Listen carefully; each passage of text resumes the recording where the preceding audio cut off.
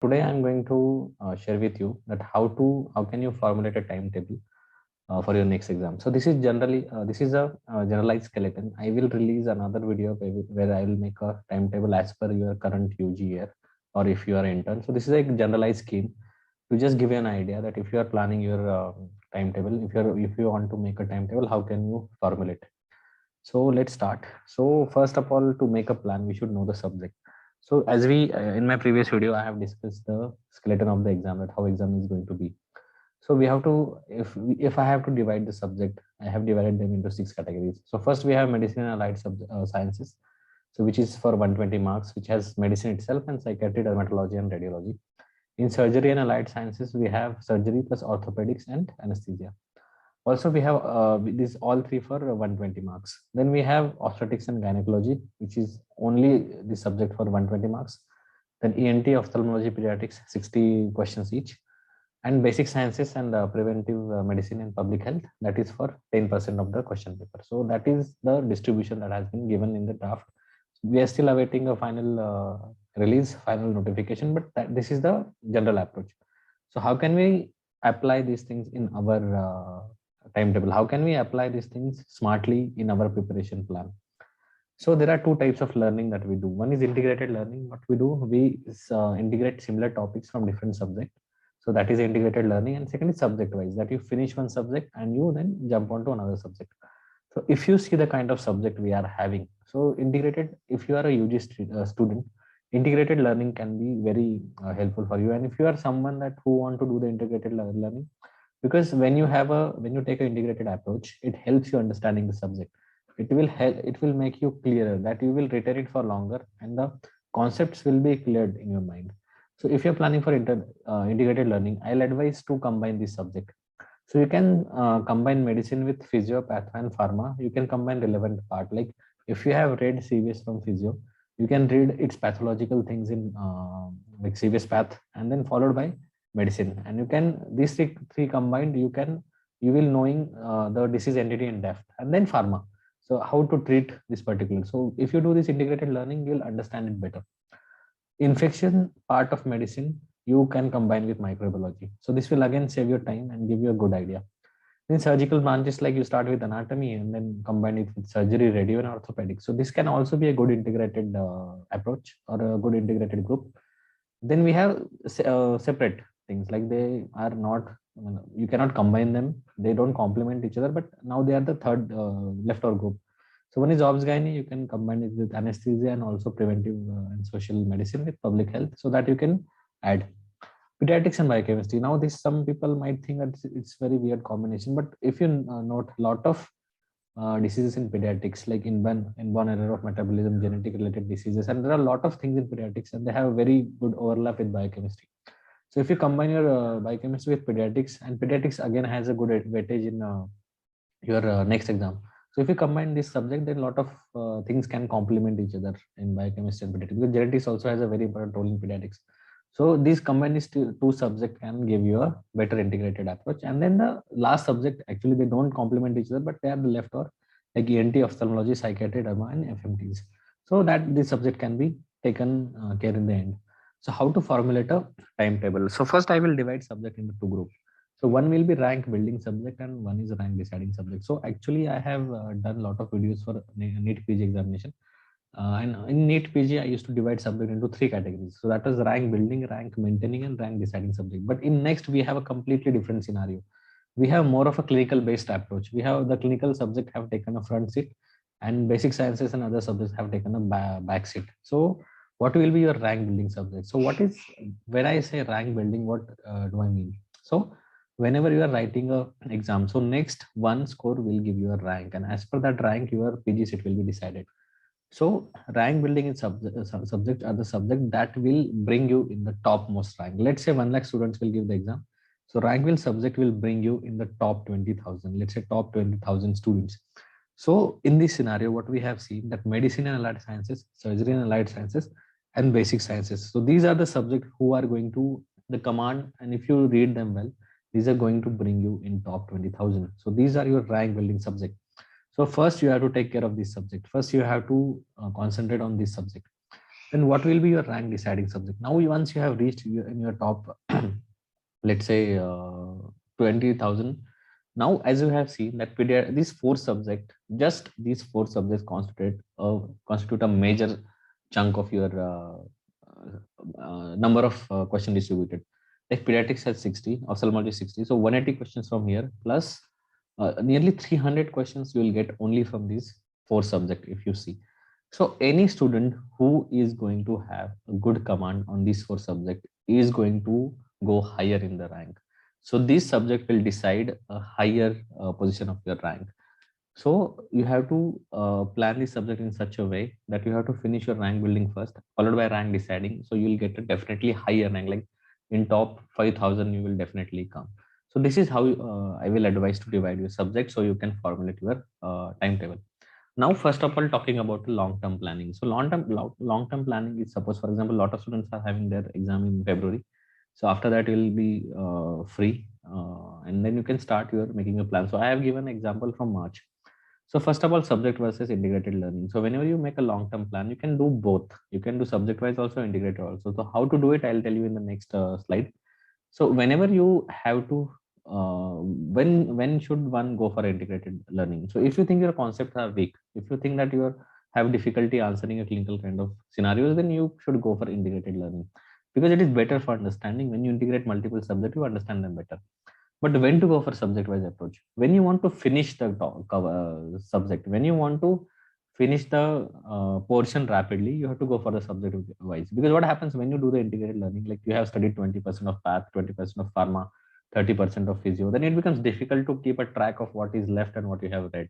But when you do subject-wise, you just finish one subject, keep that aside, and move on to another subject. So that becomes a bit easy. Also, whenever you make a plan, whenever make you a schedule, whatever I'm telling you or whatever anyone else is telling you, you don't have to follow that blindly. You should know your own strength, you should know your own weaknesses, you should know what subject troubles you the most, you should know what is your plus points and minus points. So whenever you make a plan, you should consider the strength and weaknesses. So here I give one example that how should you plan. Suppose if you are planning from the March, then how can you go for it? Like how can we this is just an example. So the students who are planning, because next 2023 is there, it is supposed to be in the March. The students who are going to appear for it and who are preparing in that way. So whenever you read, so most of us are our source. I'm going to make another separate video for source, that what to read and how to read. That will be a completely different video, but I'll tell you how to go for it.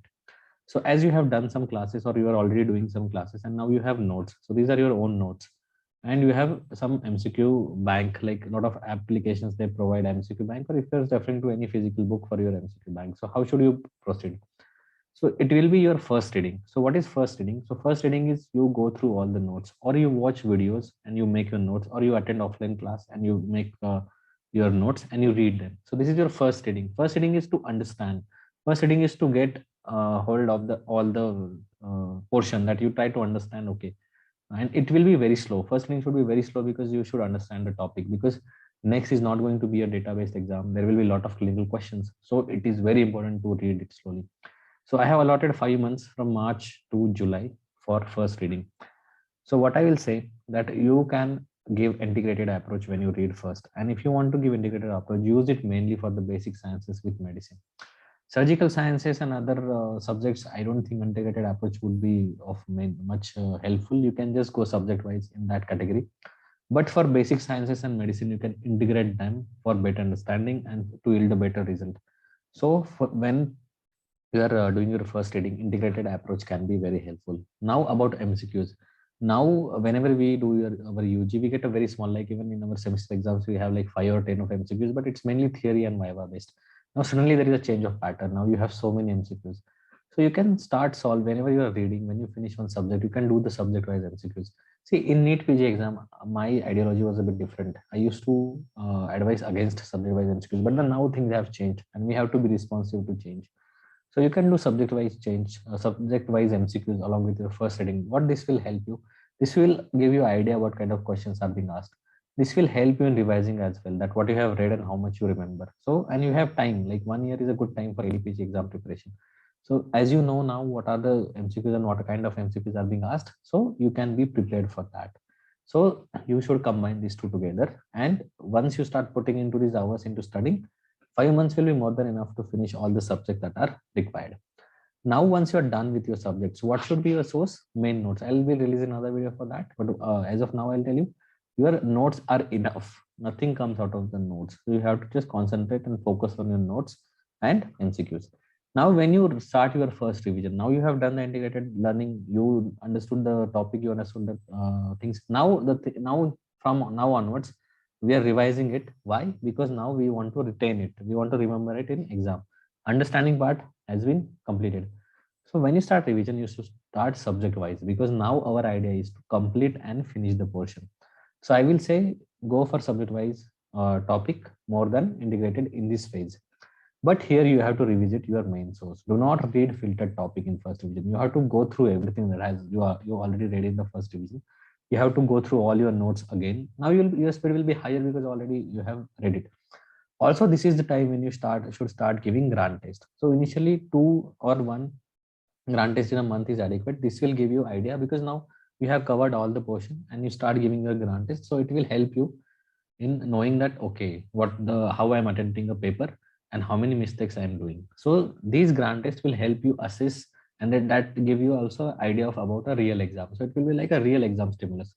So first revision you can give 3 months or will be enough for first revision. See, there will always be what I'm giving is a rough calculation. You can always add plus 15 days minus 15 days to this timetable in that sense.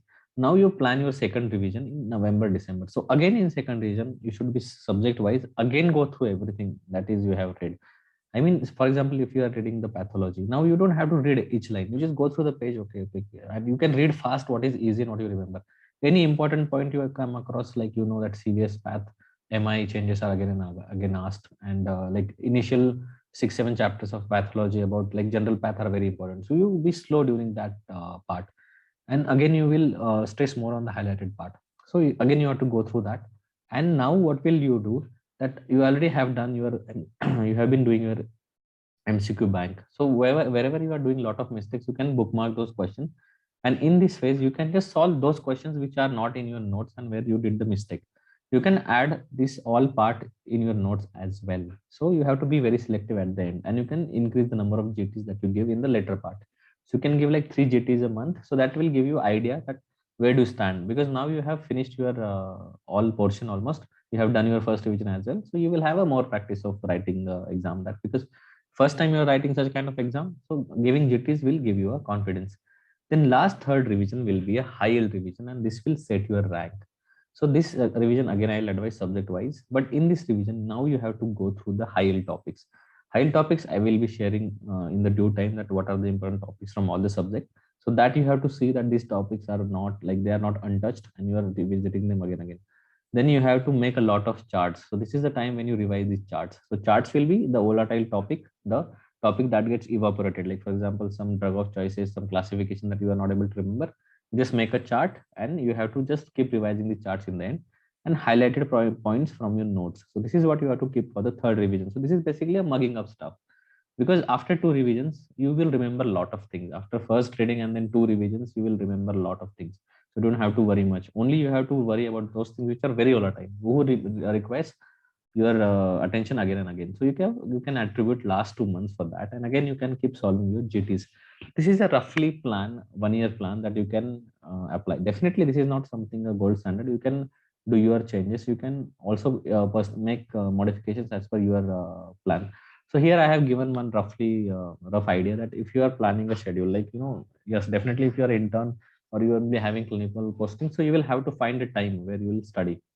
So like in March you can plan the subjects which are similar, like as I said, that integrated subject, like you can read CVS from physio, patho and medicine, and one added subject that is dharma from the other side, which is a short subject.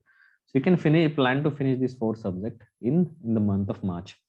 So you can if like physio, to read all physio needs you, and you can combine 2 subjects, like you can read, if you are getting let's say 6 to 8 hours daily to apart from your posting, if you're getting 6 to 8 hours, you can study like 4 hours of medicine and 4 hours of physio or path, or 6 hours of medicine if you feel that requires more time.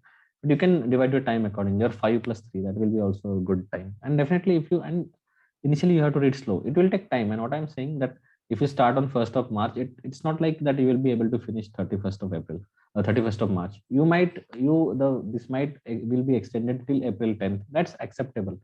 You don't have to see that what I have made that is this will be strict to follow. You can make changes as per your requirement. Suppose you start here from 10th and April, that is also acceptable because we have time. Then in the April you plan for micro, then infectious diseases related to medicine. So here you can skip the infectious part of medicine, you can add here. And then pharma, because pharma is again will be related. And then radiology, so you will finish your whole subject because radiology is short, it's a kind of short subject, it will be finished in very less time. So this will give you accomplishment also, that okay, I am able to finish one subject I have finished. So that will give you an idea, okay, I'm able to cover my portion. In May, like you can complement anatomy with surgery, then orthopedics and anesthesia. This subject you can plan. For June, biochemistry and pediatrics, I have given you reason why biochemistry and pediatrics can be integrated, followed by ENT in psychiatry. And then left subject are ophthalmology, PSM, obs gynae and FMT. So as I said that obs gynae, pediatrics, ophthalmology and ENT, so these four subjects are again very important, so you have to give more and more time to them.